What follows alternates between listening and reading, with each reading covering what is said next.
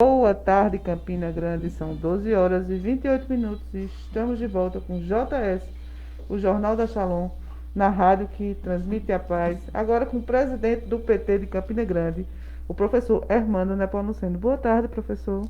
Boa tarde. Boa tarde a todos os ouvintes da Shalom. Professor, as campanhas para 2022 já estão em vento em polpas, né? Não tem oficial, mas a gente já sabe que já está acontecendo as articulações. O que o PT está preparando para Campina Grande? Porque Campina Grande do Nordeste não é uma cidade muito esquerdista, né? Geralmente o pessoal aqui é muito conservador. O que é que você está preparando para conquistar mais público de Campina Grande? Bom, nós estamos numa quadra extremamente difícil em nosso país, né?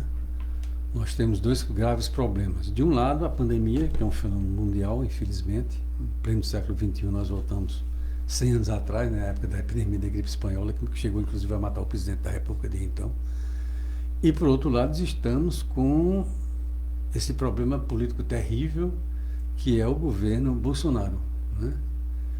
Bolsonaro é o típico do político. Ele é um político tradicional, lá do baixo clero, né, do centrão, mas ele tem uma outra característica perigosa, que é o fato de que ele é um demagogo, né? Nós tivemos há pouco tempo, no século XX, né, foi no século XX, mas é praticamente recente, dois demagogos que conduziram o Brasil a situações de crise. Um foi Jânio Quadros, né, e o outro foi Fernando Collor de Mello. Então, a direita brasileira tem uma tradição, sabe? Quando ela não tem votos, ou vê que não vai ter votos suficientes, ela recorre ou a um golpe de Estado, ou recorre à figura do demagogo, né? Foi assim com o antigo UDN, que recorreu a Jânio Quadros, sacrificou inclusive seu próprio candidato, da criação do tempo cristianizar. Foi assim com a direita brasileira, que tinha vários candidatos na época, em 89, né? Aureliano Chaves, Afif Domingues, e escolheu Collor, né? Porque ele conseguiu, como demagogo, iludir a opinião pública brasileira. E agora, em 2018, nós tivemos essa reedição com Bolsonaro, né? Que pegou, mais uma vez, como sempre, né, o discurso da luta contra a corrupção. Foi o discurso de Jânio Quadros, né? O símbolo da campanha dele era uma vassoura para varrer a corrupção, deu no que deu. Depois foi o símbolo de Fernando Collor, Os Marajás, né? que era a luta contra os marajás, a luta contra o Estado superdimensionado, né? Aquele deu no que deu também. Exato. E agora Collor, que também se elegeu com esse discurso de corrupção e meteu, né, não apenas o governo dele, mas inclusive setores importantes das Forças Armadas nesse projeto que está pela CPI, né, comprovando uma corrupção extremamente danosa, que foi a corrupção envolvendo inclusive a questão das vacinas, que reflete na saúde pública. Então, esses acontecimentos todos estão despertando as pessoas. Mesmo as pessoas, de um lado, você tem aí uma faixa que é de extrema direita, que é reacionária, que sempre vai votar em qualquer candidato de direita ou de extrema direita que apareça, né? É o pessoal que quer manter os privilégios, que é contra os direitos dos trabalhadores, que acha que as políticas que vocês estavam aqui discutindo antes de eu chegar, as políticas de afirmação de gênero, de defesa das categorias, é mimimi, né? Isso não deve existir. Então esse pessoal sempre vai existir. Mas teve uma boa faixa de eleitores que votaram achando que Bolsonaro era a mudança, era uma nova política. Eu me lembro na campanha de 18, fazendo divulgação, né, campanha pelo centro e pelos bairros de Campina Grande, muitas vezes vi jovens, né? Não, professor, eu vou agora votar em Bolsonaro porque eu quero mudar, eu quero o novo. Só que era novo que é muito velho, né? É um novo que a velha autoritarismo, a velha truculência, a velha política de ódio, a velha política de transmitir o medo, e é também a velha política da corrupção. Esses fatos estão demonstrando. Então, isso tudo está repercutindo. E eu espero que repercute também na nossa cidade. Você vê as últimas pesquisas, já modificou muito o quadro. Pessoas que votaram em Bolsonaro perceberam em que desastre meteram o Brasil e estão reformulando seus votos, né? As faixas mais jovens são as que melhor perceberam isso. As mulheres, mais do que os homens. Os homens são mais bolsonaristas, as mulheres são mais antibolsonaristas. E aquela divisão que a gente sabe, né? Mas hoje você já tem um dado importante. Nas pesquisas, Bolsonaro perde no Sudeste. Naquela faixa onde está concentrado o grande montante do eleitor brasileiro, que é São Paulo, Rio de Janeiro e Minas Gerais. Continua ganhando no Sul, no Norte e no Centro-Oeste, mas perde no Sudeste. E o Nordeste, bravo, indômito, se mantém, né? Então, dentro desse quadro, eu espero que a nossa cidade de Campina Grande, né, tem o seu setor reacionário, tem o seu setor conservador, mas também tem muitas pessoas que votaram pensando que viria uma melhora.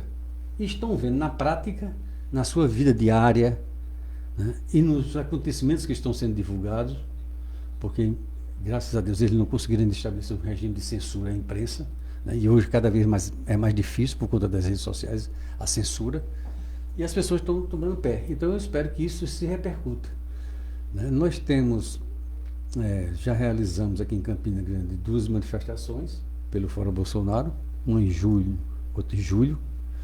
A de julho, você já percebe que tinha mais pessoas do que na primeira. Agora, a grande participação ainda é da juventude, acho que mais de 70% das pessoas que lá estavam são jovens, 70% a 80% são jovens. E está programada a próxima para o dia 24. Então, vamos trabalhar nesse sentido. Estou planejando, inclusive, convocar a reunião da executiva do partido, para nós estabelecermos uma plenária de todos os militantes, filiados, simpatizantes e amigos, no sentido de que a gente possa mobilizar. Porque nós estamos num momento difícil. Então, nesse momento, mais importante do que discutir a eleição de 22 é garantir que haja a eleição de 22 com normalidade democrática. Porque todo dia Jair Messias Bolsonaro tem ameaçado a não realização de eleições se ele não ganhar. Ele quer que haja eleições, desde que ele ganhe. É uma loucura. Ele se elegeu tantos anos com a urna eletrônica. Pois é, ele tem que contar um pretexto. Aí saiu com esse pretexto maluco. Mas a gente corre um risco realmente, ou é só zoada, professor? Não corre, porque é um sistema extremamente já experimentado, né? Vários presidentes da República, de partidos diferentes, foram eleitos por ele, Fernando Henrique, Lula, Dilma, o próprio Bolsonaro. Nas eleições municipais também, não há discordância, ninguém contestou, né? Somente Aécio, quando perdeu daquela vez, né? Não, mas eu estou perguntando se há realmente o risco de Bolsonaro, ou é só zoada? Não, por Bolsonaro, mesmo antes dele ganhar a presidência, o perfil político dele e as declarações que ele dá, ele defende abertamente um regime de ditadura militar. Um golpe, né? Ele defende o golpe. E ele está trabalhando para o golpe. Ele vive visitando os quartéis, toda formatura de sargento, de cabo, de oficiais das polícias militares, tentando solapar o poder dos governadores, porque as PMs são subordinadas constitucionalmente aos governadores, mas ele vai por baixo solapando isso aí, incentivando aquelas rebeliões que você viu na Bahia, você viu no Ceará, aqueles absurdos todos. E, ao mesmo tempo, ele cooptou as Forças Armadas, através dos seus comandantes. Hoje nós temos no Brasil uma situação extremamente esdrúxula. São mais de 6 mil oficiais das Forças Armadas, tanto da reserva, mas inclusive da ativa, ocupando cargos estratégicos no governo. Então deveria, né? Da ativa não pode. Se você é juiz e quer entrar na política, o que é que você faz? Faz como o Flávio Dino e faz como o Sérgio Moro. Renuncia e vai ser juiz, se você é promotor. Porque é carreira de Estado. E no caso das Forças Armadas é mais complicado ainda. Além de ser carreira de Estado, são corporações armadas. Elas têm um poder da violência física legal, que nenhum outro setor da sociedade tem. Então eles têm que se ater ao seu cumprimento. E ele mandou uma lei para o Congresso para permitir da ativa acumular salário. Está no setor político. Está no setor político, né? Exatamente. Então você hoje tem milhares de oficiais, tanto da reserva como inclusive da ativa, dentro do governo. O que é que acontece? Esse pessoal começa a desempenhar funções políticas, porque são cargos de confiança política. O que é que ele faz? Ele envia uma lei, dentro da reforma administrativa, que é acabar que aqueles cargos que são de carreira sejam agora preenchidos por indicação política, para botar mais gente dele, do Centrão e militares, né? Aprovou através de decreto que você pode acumular os dois salários, o salário de militar e o salário de agente do governo, político do governo, né, independente do limite do teto constitucional, fez isso. Que é um né, absurdo. e tem incentivado. Então nós tivemos agora esse absurdo que foi a nota do comandante, do ministro da Defesa, o general Braga Neto, e dos comandantes militares. Depois a entrevista do comandante da Aeronáutica, depois as declarações do comandante da Marinha e da Aeronáutica, e também do comandante da Aeronáutica, né, subsidiando isso aí. Então ele está criando um cabo de guerra com a sociedade brasileira. Ele puxa para o lado do autoritarismo, puxa para o lado da ditadura, e a sociedade civil brasileira tem que puxar para o lado da democracia. A sociedade civil e os responsáveis pelas instituições. Verdade. O Congresso, o Poder Judiciário, o Supremo, o Senado, a Câmara dos Deputados. Então, é uma queda de braço. Por ele implanta um regime militar. Por ele implanta um regime militar. E aqueles seguidores dele, fanáticos, que vão para as ruas, vocês veem, eles pedem abertamente a ditadura. O filho de Bolsonaro várias vezes pediu a volta do AI-5. O que é AI-5? Quem passou por isso sabe o que é AI-5. Quem não tem a história para demonstrar. AI-5 é você fechar o Congresso, é você caçar ministros do Supremo, como foram caçados, é você sequestrar pessoas sem autorização judicial, você suspender o habeas corpus, torturar, assassinar e desaparecer com os corpos. Sem necessidade de justificativa nenhuma. A bel prazer deles. Até porque os órgãos competentes estão existe. fechados, né? Estão Não fechados, existe. Se Você não tem suspende quem o habeas julga, corpus. não Tem tem. que investir, não tem. Professor, Agora é no pleno século XXI. Então, eu espero que isso pese na avaliação dos nossos eleitores, da nossa cidadania. Mulheres e homens, jovens e idosos, pesem isso, particularmente aqui na nossa cidade. Professor, para e passo ao papel, à missão de garantir que a democracia, na nossa democracia formal, que é baseada na Constituição de 88, para e passa essas ações para garantir que a democracia continue. Quais são as estratégias? São duas missões, pelo que eu estou entendendo, pela fala do professor. Garantir que a democracia formal continue, que a gente tenha eleições gerais, amplas e da maneira como está estabelecida. Para e passo a isso. Quais são as estratégias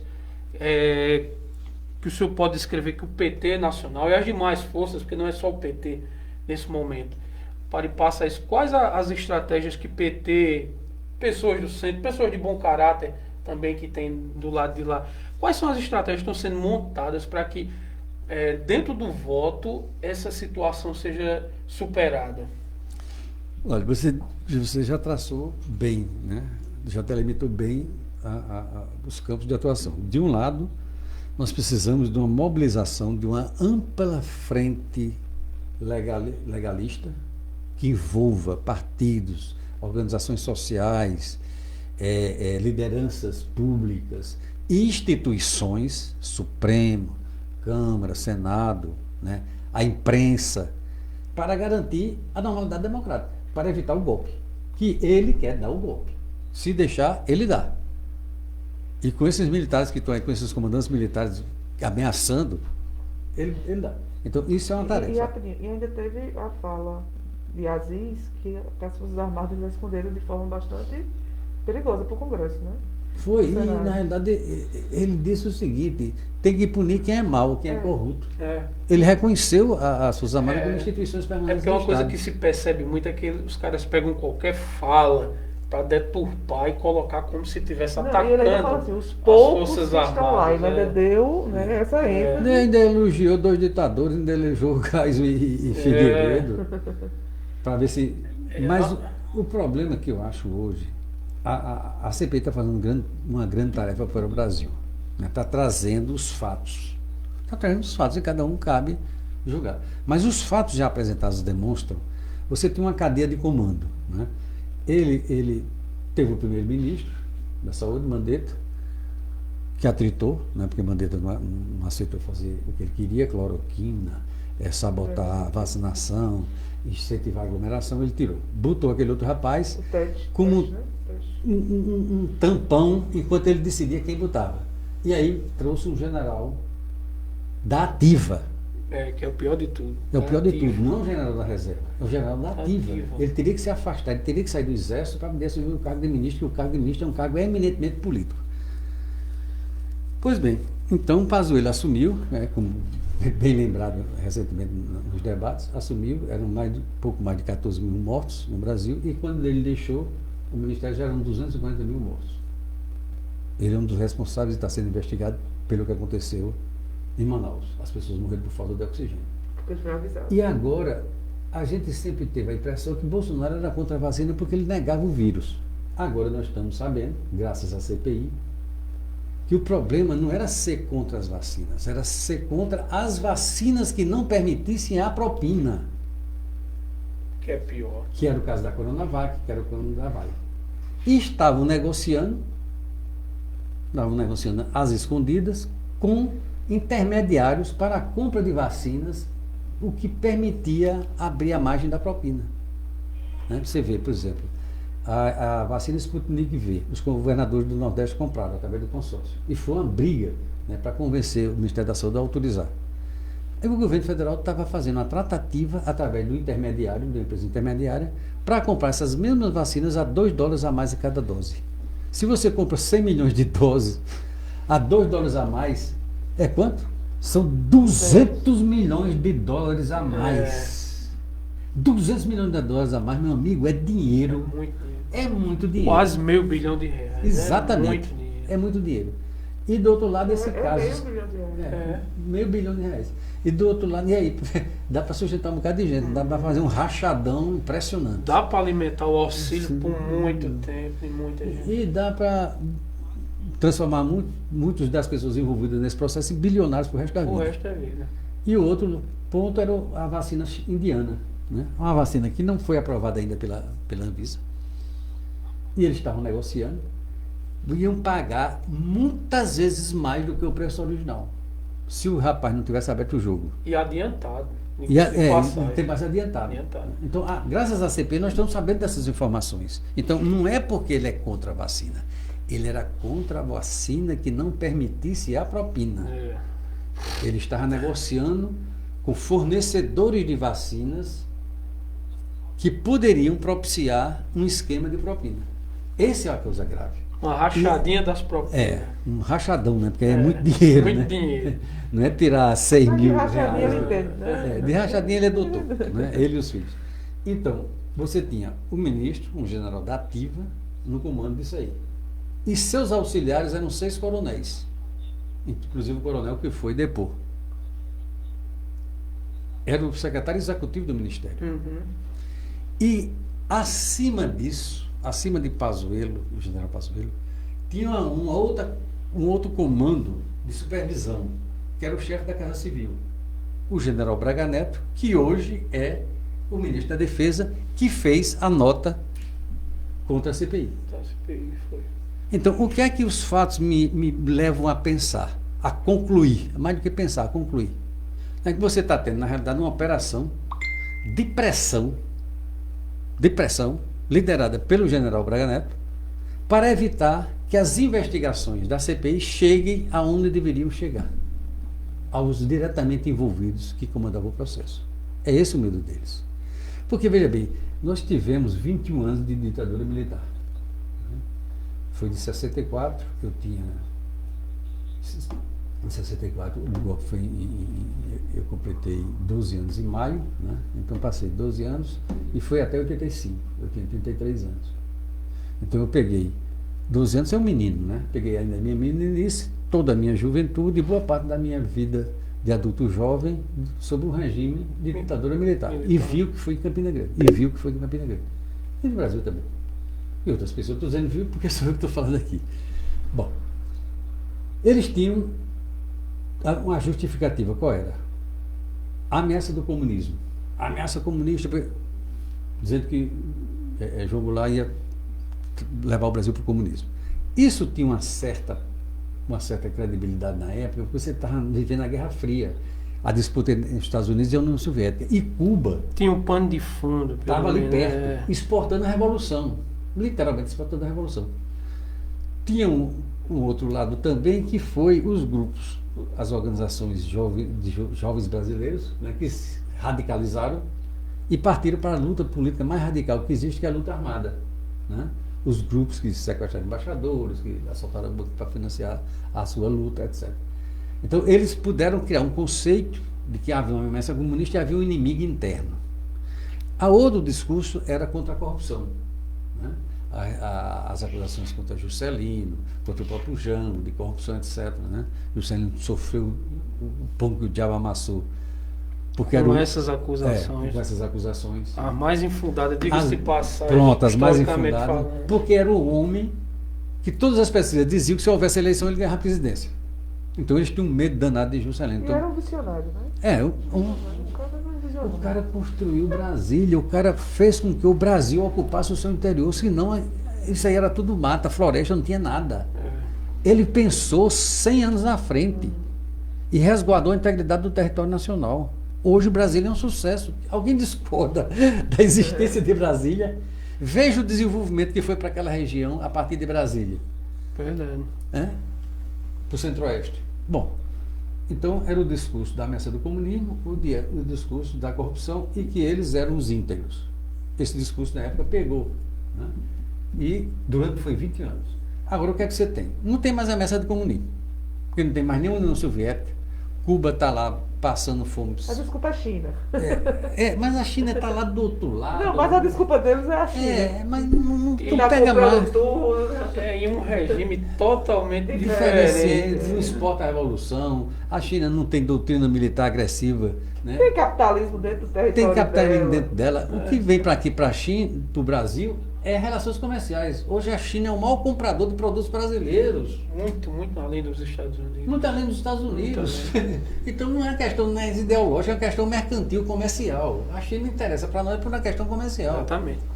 Né? Nós vendemos muito para lá, a maior parte das nossas exportações vai para lá, e importamos também muita coisa de lá. E poderiam até exportar mais e vender mais, se não fosse o ranço ideológico e a burrice deles. Porque um país não tem amigos, um país tem interesses. De fato. E tem interesses.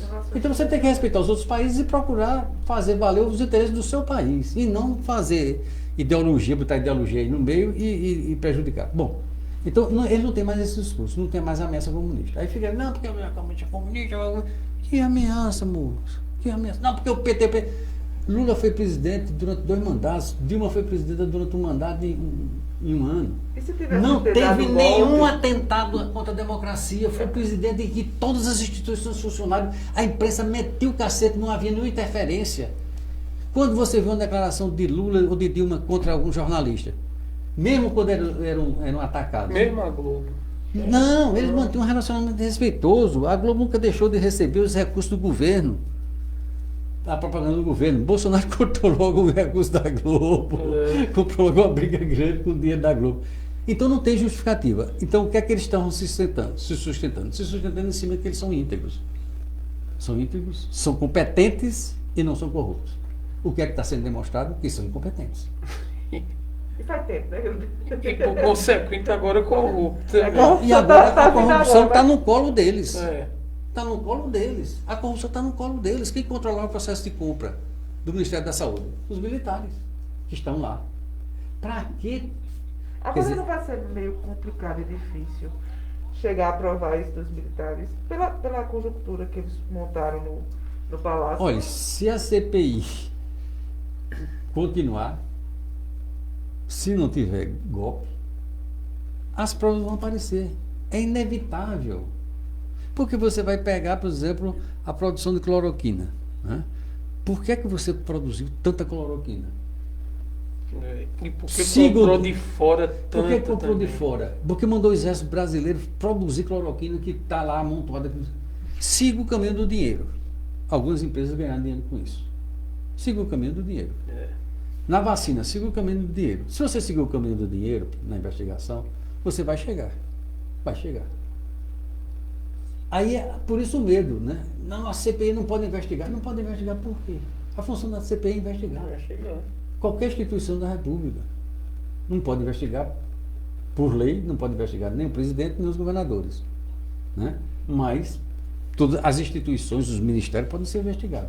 Então, esse é o medo, né? Porque está desmontando o discurso. Nós temos hoje um Brasil com uma maior taxa de desemprego da história, uma boa parte da força de trabalho, particularmente a força de trabalho jovem, é uberizada, precária, não tem carteira assinada, não tem... Professor, eu tenho hoje 12 alunos fazendo Uber em Campina, que não tem vaga em empresa nenhuma. E qual a garantia deles? Se acidentar? Nenhuma. Não tem carteira assinada, não tem plano de saúde, não tem nada. Então, são milhões de jovens brasileiros. A força de trabalho que qualquer nação toma muito cuidado, protege, é a força de trabalho jovem. A nossa força de trabalho jovem está jogada ao léu. Você passa nesses sinais, está aquelas meninas 10 horas da noite, expostas a tudo, para vender uma pizza. É um menino, uma moto, em alta velocidade, furando o sinal, para cima e para baixo, trabalhando 10, 12 horas por dia. São duas coisas interessantes na nossa cidade, em termos de degradação do tecido econômico. Ou os meninos estão na AIC trabalhando só 6 meses e são demitidos, porque a AIC tem esse regime, não há segurança nenhuma lá, ou vão para o Uber. É impressionante como não se protege. Qual a perspectiva de previdência? Certo. Qual a perspectiva de um plano de saúde? Proteção social zero. Então, levar a economia para o desemprego. Boa parte da mão de obra jovem está nessa situação uberizada. Você não fez perspectiva de retomada do crescimento econômico. E o que é que eles partiram? Partiram para queimar os ativos da nação. A gente tem uma empresa como a empresa dos Correios, que deu um lucro no ano passado de 1 bilhão e 500 mil, e os caras querem vender. Para quem é que vai? Alguém vai lucrar. Quem é que vai ganhar? Quem é que vai ganhar? E vai vender a preço de banana. Né? E quem vai receber propina por fora? Ou não vai receber? Ou não vai receber? Nós estamos agora com um absurdo. A denúncia daquele jornal econômico, que as hidrelétricas brasileiras foram esvaziadas para criar uma situação de crise e facilitar a venda da Petrobras. Da Eletrobras. E da Eletrobras. Da Eletrobras. Que teve um lucro recorde também. Pronto, é outra empresa que tem um lucro recorde. Então, se você tem ameaça de apagão e a energia elétrica é fundamental para a retomada do crescimento econômico, como é que você vai vender a Eletrobras? Professor, eu acho que um dos fenômenos mais interessantes que eu vi esses dias é o seguinte: os caras que mais defendem privatização no Brasil é o Partido Novo. Mas os caras estão contra o presidente e essa privatização. Um monte de pessoas. Aí você vê que é assintomático como esse governo está doente. Porque quem defende a privatização está contra a privatização de alguns setores. É impressionante. Porque eles embutem na privatização a corrupção. E todo mundo já percebeu. Mesmo os privatistas, mesmo os liberais radicais extremistas, já perceberam que os processos de privatização têm dentro deles mecanismos, jabutis, que vão permitir a corrupção. Então a corrupção faz parte da personalidade política, igual a mentira e o ódio, faz parte da personalidade política de Bolsonaro e do seu grupo político. Um cara que tá aí agora, o trabalho da menina, a primeira temporada com 4 episódios que a jornalista investigativa da UOL fez, né? Provou lá, o cara montava um esquema de tirar 4 mil, 6 mil do funcionário. Aí, como o funcionário não estava dando aquele dinheiro, só dava 2 mil, não dava 6 mil, ele demite o cara. E bota outro. Ou seja, se você faz isso, quando você era deputado, e durante 27 anos ele fez isso, orientou os filhos a fazer a mesma coisa, né? Orientou, porque isso foi descoberto lá, a loja de chocolate da Copenhague, que era uma fachada, o rachadinha lá dentro Queiroz depositando cheques na conta da primeira-dama.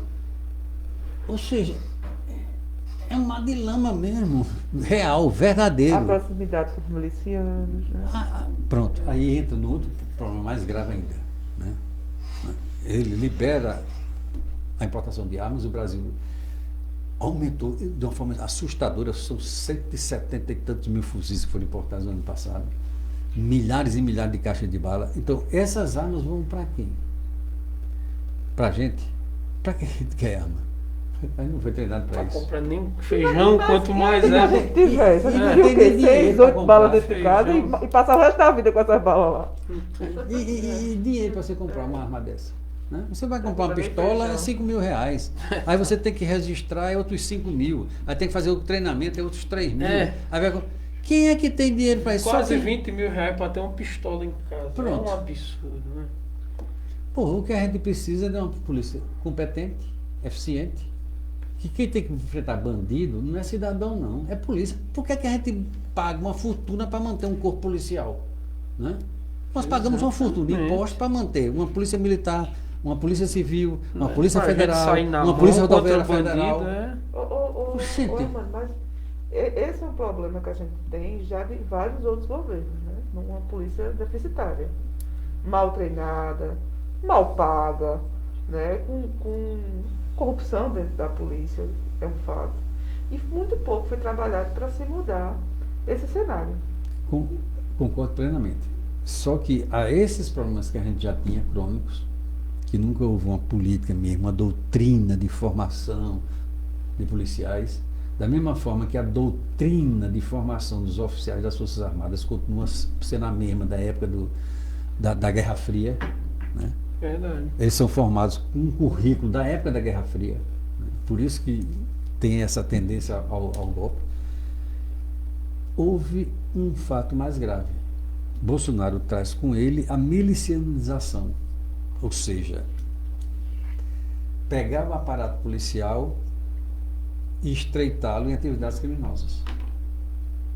O que é um miliciano típico do Rio de Janeiro? É alguém da força policial ou da polícia militar, a maior parte vem da polícia militar, né? Alguns até da elite da polícia militar, como o capitão Adriano, que era do BOP, Verdade. né? E o da polícia civil do corpo de bombeiros militar.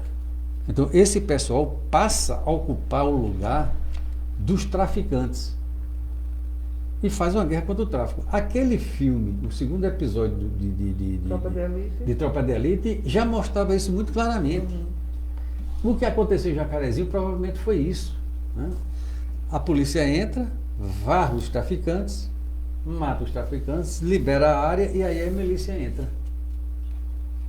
Tira um bandido para botar outro. Para botar outros. E o bandido mais perigoso, porque é um bandido que tem a autoridade do Estado, porta armas legalmente, É.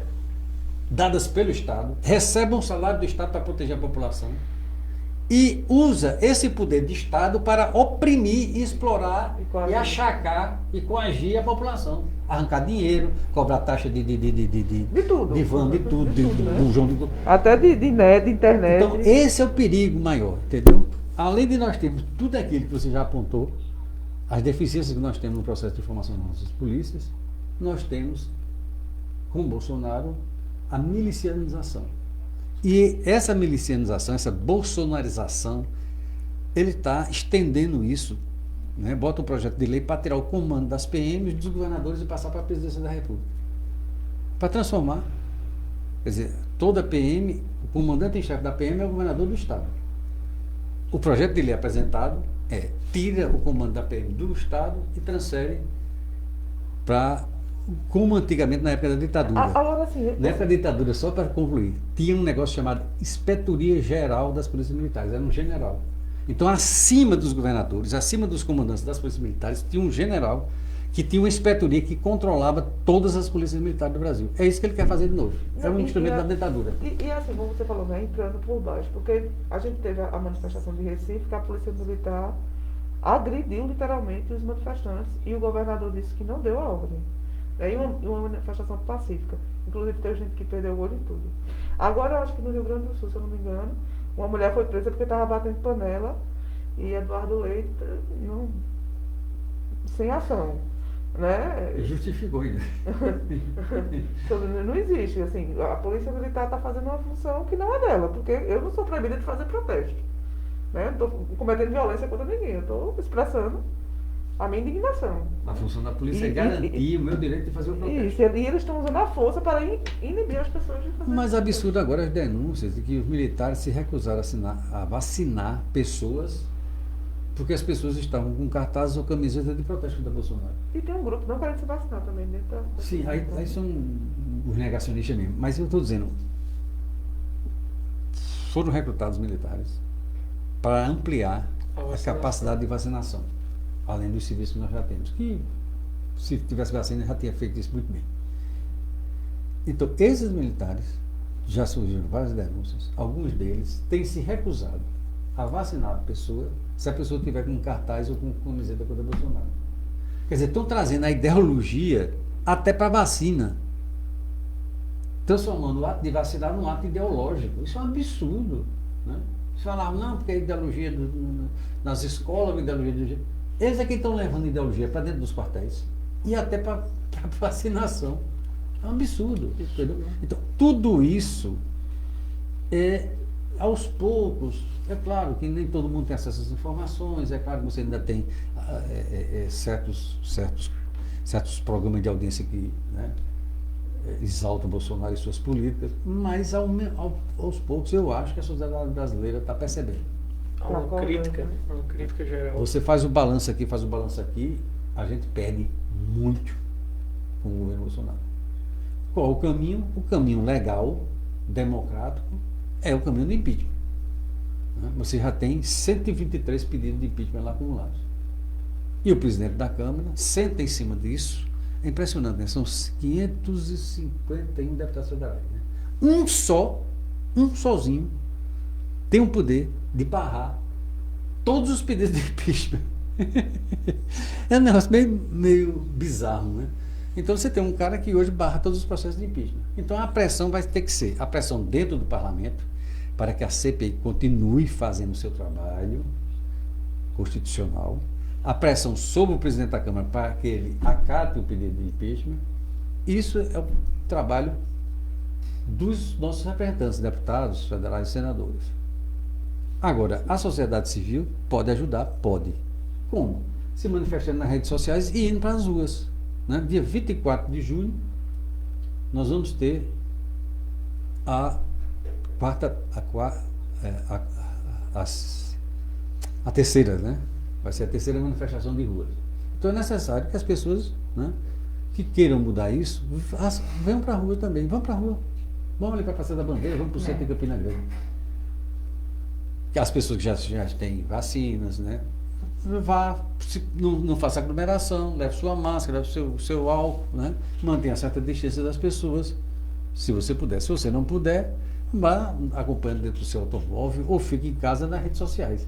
Mas é importante que a sociedade brasileira explicite aquilo que a gente está sentindo, que está se formando. Uma maioria de cidadãos e cidadãs que perceberam que o Brasil caiu no Arapuca. E que o caminho não é a violência, que o caminho não é um golpe de Estado, que o caminho não é a ameaça militar de retrocesso. O caminho é o caminho do voto. É o caminho de funcionamento das instituições. Deixa a investigação seguir, deixa a CPI trabalhar. E cada um apresente seus candidatos. Né? Você tem dezenas de partidos no Brasil. Quem não está... Não quero Lula. Então, vai lá, tem outros candidatos aí, aposte em outros candidatos, deixa os candidatos. Agora, deixa a soberania popular exercer o seu poder constitucional. Quem decide a formação de governo é o povo brasileiro, são as mulheres e os homens do Brasil, através do seu voto livre e secreto. Isso a gente precisa garantir. Aí, cada um manifesta a sua opinião. E voltamos para o início da sua pergunta inicial. Professor, trazendo um pouquinho aqui o local, alguma entrevista do senhor sobre Ricardo Coutinho, eu acho que o senhor disse que se ele entrasse no PT ele tem que ser um soldado raso, se eu não me engano. O senhor comentou isso. Parece que o PT municipal não tem muito interesse de Ricardo Coutinho. Olha, essa discussão, na realidade, eu não... Ele entraria como qualquer outra pessoa entrará. Claro que ele é uma liderança, né? Não é um qualquer, não é um soldado raso. Né? Eu acho que não usei essa expressão, mas eu quis dizer o seguinte: ele pode vir para o PT. E é um direito dele e eu acho que não tem problema. O PT deveria recebê-lo. Né? É um quadro político, etc. Tem aqueles problemas dele, ele vai. Mas isso não é ruim para a imagem do PT? Ricardo Coutinho. Pois Apesar dele ser uma liderança, mas... É uma coisa que ele vai ter que resolver com a justiça, né? Todo cidadão inocente até prova em contrário. Então, está na justiça e vamos ver o que é que vai dar. Agora, o que eu disse que era contrário, e faço questão de dizer, é que a entrada de Ricardo no PT se faz através da força, de um ato arbitrário. Por que eu falo isso? Porque foi o que ocorreu ano passado. Eu participei da reunião do Diretório Estadual, que veio 2 representantes da direção nacional falar em nome do ex-presidente Lula e da presidenta Gleisi Hoffmann para pedir, propor e convocar o PT de João Pessoa a apresentar um candidato a prefeito. Eu estava nessa reunião. O PT de João Pessoa consultou as várias pessoas, né? O deputado Luiz Couto declinou por razões de saúde, o deputado Anastácio também declinou, e o deputado Anísio Maia aceitou a incumbência. E foi feita a convenção, tudo correto. A Executiva Nacional, no mesmo dia, aprovou a coligação do PT com o PCdoB em Campina Grande e aprovou a coligação do PCdoB com o PT em João Pessoa. Então, em Campina Grande, o PT apoiou o candidato do PCdoB. Em João Pessoa, o PCdoB apoiou o candidato do PT. Isso foi feito, foi registrado. Depois, o ex-governador Ricardo Coutinho, que primeiro tinha lançado uma ex-secretária dele como candidata, depois lançou o nome da esposa. Aí depois disse que não era candidato. Depois que tudo já estava feito, ele se declarou candidato e exigiu o apoio do PT. E foi que houve. A Executiva Nacional dissolveu o Diretório Municipal de João Pessoa. Dissolveu o Diretório Municipal de João Pessoa, que tinha sido eleito. E entrou na Justiça para tirar a candidatura do PT na congregação do PCdoB. Entrou na Justiça. Terminou perdendo, mas entrou na Justiça. E aí ameaçou expulsar Anísio, suspender os direitos partidários da presidente do Diretório de João Pessoa, do advogado que tinha. Tudo isso por causa de Ricardo Coutinho? Tudo para apoiar o Ricardo Coutinho? Para apoiar Ricardo. Então, é esse o problema, entendeu? Que ele queira vir, eu acho que não tem problema. Agora, não pode vir como dono do PT. Com exigência. Com exigência. Aí, tem paciência, né? O partido é um partido que tem uma tradição democrática. Ou o PT deixou de ser democrático? É isso que eu falei, entendeu? Entendi. Foi nesse sentido. Já está em cima da hora. Está em cima da hora. Não só agradecer. Sempre que eu chamo, o democraticamente, o presidente do PT de Campinas se dispõe a vir. Um agradecimento em meu especial aqui, que ele sempre nos atende. Queria que todos os presidentes de partido de Campinas tivessem a mesma postura. Infelizmente não tem. Alguns não têm. E agradecer, professor Germano, por sua presença aqui. Eu que agradeço a oportunidade de a gente dar uma conversada sobre uma situação extremamente grave que o Brasil está enfrentando. Mas eu creio que nosso país é maior do que esse povo, entendeu? Nós somos uma nação de mais de 210 milhões de pessoas. Nós somos uma potência econômica. A economia desse país, se você não fizer nada, ela cresce por inércia. Não está crescendo porque além de não fazer nada, eles fazem contra. E ainda vem uma pandemia com e aí, por cima, uma pandemia. Desse. Mas fica difícil. Fé no Brasil, fé no povo brasileiro. Vamos Que esperar a gente não vai. 2022, Né? o negócio Que a gente melhore. possa levar o Brasil na normalidade democrática até 22. Enquanto isso, nós vamos tentando, pelas vias legais, democráticas, o impeachment de Jair Messias Bolsonaro. Muito obrigado. Muito obrigado, agradecer, professor, pela sua agradecer. presença aqui. Muito obrigado, queridos ouvintes, pelo carinho da audiência de vocês. E espero vocês quarta-feira, se Deus quiser. Encerramos por hoje o